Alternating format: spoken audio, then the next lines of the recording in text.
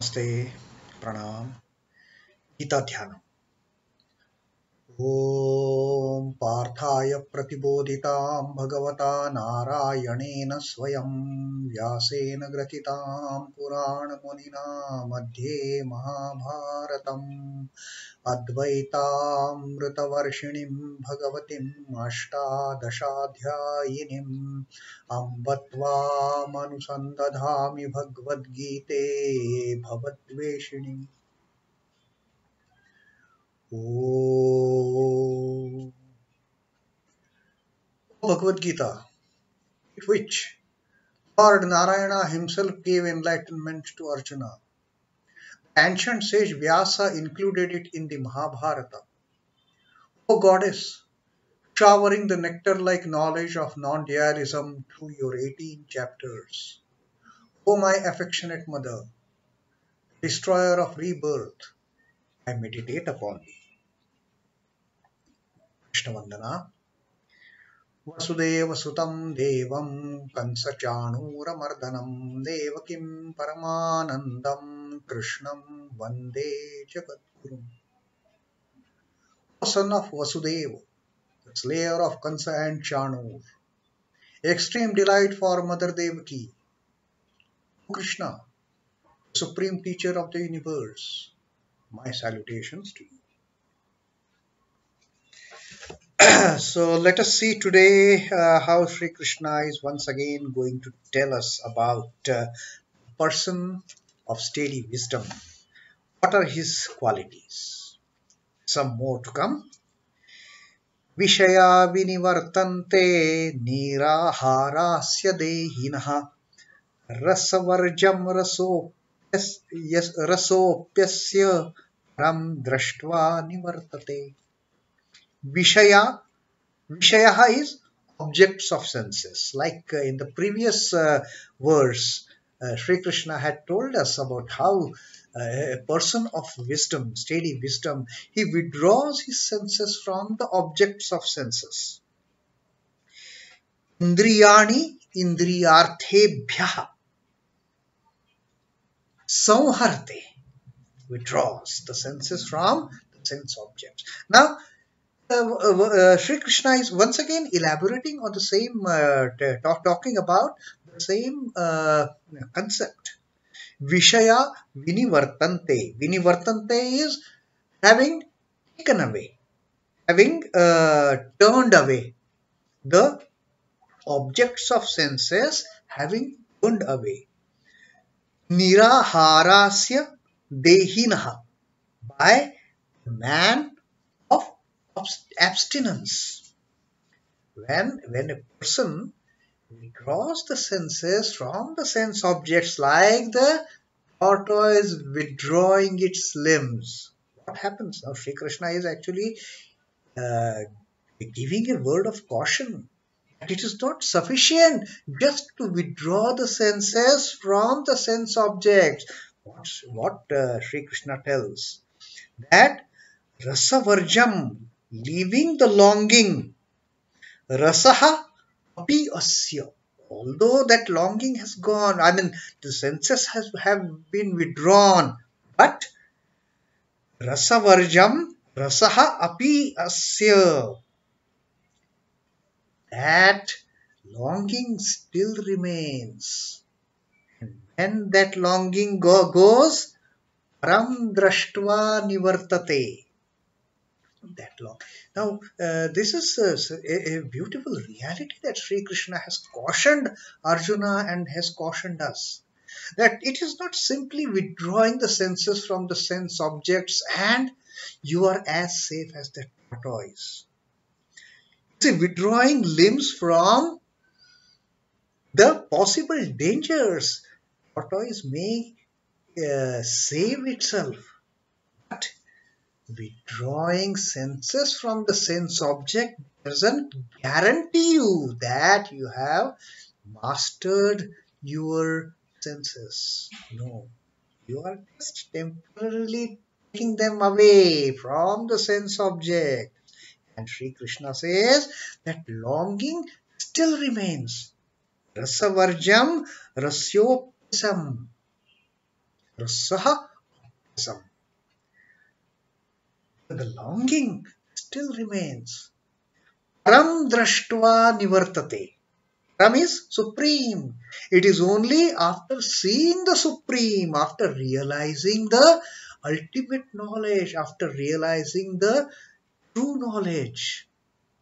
Param dṛiṣhṭvā. Dṛiṣhṭvā is having seen, having experienced, having realized, having had the self-realization. Only then nivartate. Only then it turns away. The longing turns away. So this is an absolute word of caution that Sri Krishna is teaching us. It is not as simple as that. Sense objects drop out of the abstinent man, though not the longing for them. His longing also ceases. His longing also goes away when he intuits the Supreme, when he gets the self-realization. When he realizes his true self, only then the longing goes, and then there is no harm of the sense objects. But till the time you don't have the self-knowledge, Brahma-jnana, Atma-jnana, the longing, the danger, it keeps on hovering over us. It is always there. Only a man of self-knowledge will have no more danger of the senses and the sense objects. The Swami Chidbhavananda ji has beautifully explained commented upon this shloka. The senses of those fallen sick become unfit for indulgence, but the craving in them for sense enjoyment persists. This is we fall sick. And we fall sick. You know, we don't have any sense of enjoying anything. We are just lying on the bed, taking all those medicines, waiting for illness to get over. We are in no mood. We are in no condition to enjoy any of the sense objects. Has the longing gone away? No. We just wait. We are just waiting for that opportunity of getting back to our healthier self, getting out of this illness, and then again we start falling into that trap of enjoying the sense objects. Longing doesn't go by merely getting sick or falling sick. They harbor the hope of being able to enjoy after recovery. Once I recover, like I remember when I was down with typhoid during my college days. It was a relapse of a typhoid, so I had to remain in bed for quite a longer period of time than the usual time frame that a typhoid patient has to be on bed. And then what I used to do, when I used to when that next attack of typhoid got relapsed, I was in a very bad shape, in fact. But still, there is so much of control over food. You can't eat this, you can't eat that, and then I used to keep my mother's recipe book near me, and then I used to tick mark the recipes which I liked most. That Ma, once I recover from this typhoid, you make these things for me. I want to enjoy them. You know, that phase of lying on the bed with typhoid, I couldn't eat anything. That didn't mean that the longing had gone. No, and that's what Sri Krishna tells here. That simply withdrawing the senses doesn't mean that, okay, the longing has gone. Don't be under that false notion that the moment you close your eyes after seeing something, I don't want to go there, and you close your eyes, that doesn't mean that your longing is gone. So, the longing remains. A convict in prison is forced to abstain from sense enjoyments, but the hankering for them dwells in his heart. Yes, poor chap, he is behind the bars, he can't enjoy anything. But that doesn't mean that he has lost his longing for enjoying those things. No, that doesn't happen. While the body and senses are under restraint, mind wanders. You know, physically we may not be able to enjoy those things, so-called enjoy. They might bring pain, they might bring sorrow, they might bring misery after enjoying them.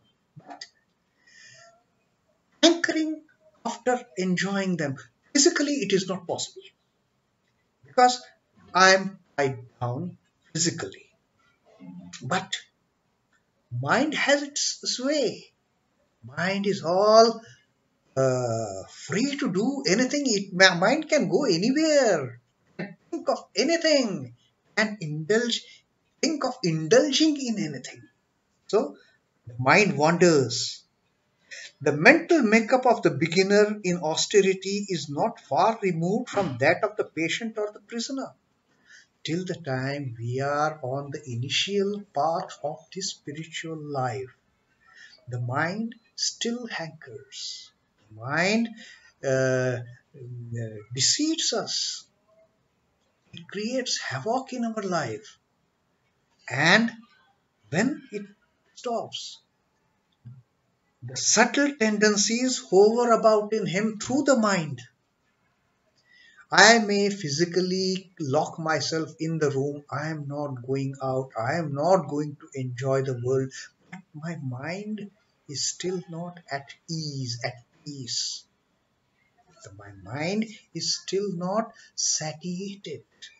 It is not still not satisfied. My mind hankers. My mind wanders.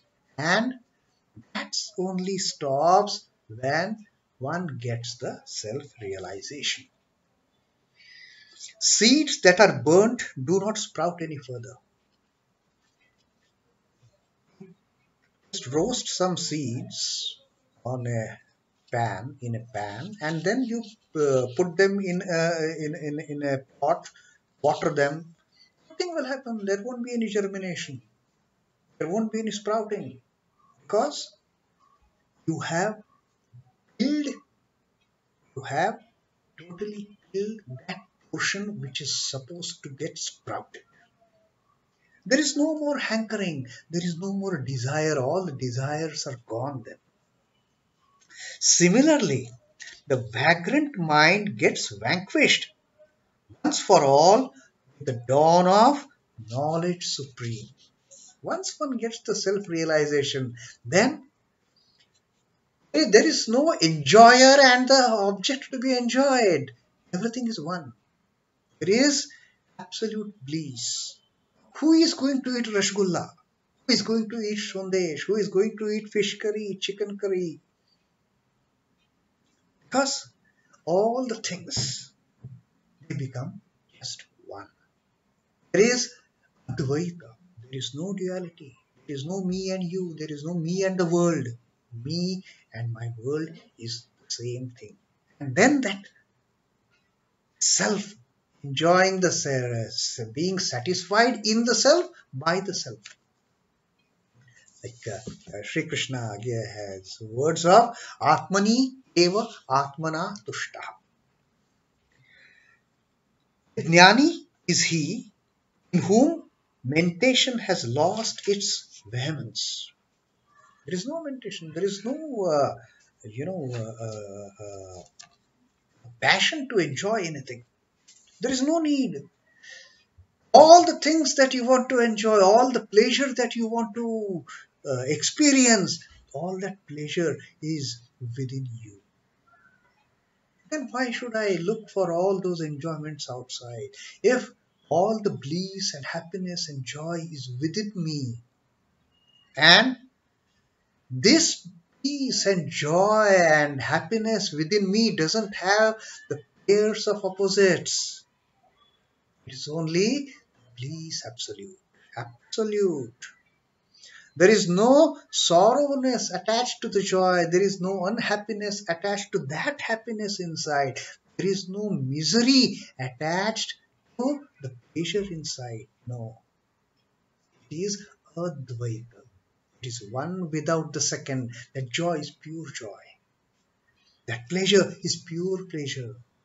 That happiness is pure happiness. An aspirant is he who tries to sublimate the senses by associating them always with the sublime. So, knower of knowledge, the one with the self-knowledge, one with the Brahma-jnana, one with the Atma-jnana, for that person, senses are associated with the sublime, with the mean, and then there is no reality to be enjoyed outside. Now, on this particular context of how we lose our fear of getting tempted by the dangers outside. That Sri Ramakrishna has given a beautiful story. That story Swami Chidbhavananda ji has narrated here at the end of commentary. A brother and sister were playing in a dense and bushy garden. All on a sudden, the brother was missing. While the other was anxiously searching for him, a bear came out of the bush. Brother and sister, they were playing, happily playing. Suddenly, brother vanished. And sister is looking, where is my brother? Where is my brother? Looking at her, where has he gone? And suddenly, from behind that bush came a bear. The girl became stunned with fear. Finding the joke too severe for her, the brother threw off the mask of the bear and presented himself in his true form. When the girl saw that form of bear, she was so terrified, she was about to be fainted. And brother realized, oh, my sister is truly shaken now. She's so afraid. Better let me not, carry this trick on her, this play on her anymore. So the brother removes his mask of being a bear. And the sister sees, oh, this is my brother. And that particular, the moment mask is removed, the sister sees the brother. There is no fear. Then there is no danger. Then there is no known fear. The terrified girl came then to her senses and wondered that it was all the play of her own brother. That was the trick her brother had played on him. Now she has realized it. But earlier she was so terrified and she didn't know what to do. And when she was perplexed, she was so frightened, and the brother removed his mask. In this manner, Brahman puts on the mask of phenomena and allures or frightens the ignorant. Like Brahma has created this. This Prakriti is nothing but projection of Brahman. And with Prakriti has come so many things of allurement. So many things of temptations for us to get tempted. It is all a mask created by Brahman. And we get tempted by that. We get frightened by looking at that bear. That is the mask Brahman has created for us to make us afraid, to play with us. And then, when this ignorance goes, that is only a mask. Then there is no more fear, there is no more danger, there is no more, pitfall. But the enlightened one is no more frightened or enticed. The person who has known this is the mask that Brahman has created, the person will never get tempted, will never get attracted, will never get enticed by all those temptations. For an enlightened one, for the man of knowledge, for the sthitadhi, one who has steadied his wisdom, he clearly knows that it is all a maya, it is all a delusion, all those temptations, all those sense objects are but delusions to attract us. And then once that knowledge comes, then the hidden desires also go away. Then the longing for those objects also goes away. Not till then. And this is what Sri Krishna has cautioned us in this 59th shloka of the Sankhya Yoga. Simply withdrawing senses from the sense objects is not going to serve the purpose. It is not going to remove longing for those sense objects. You are just putting some kind of a break. You are applying a break from enjoying those and then repenting having enjoyed those.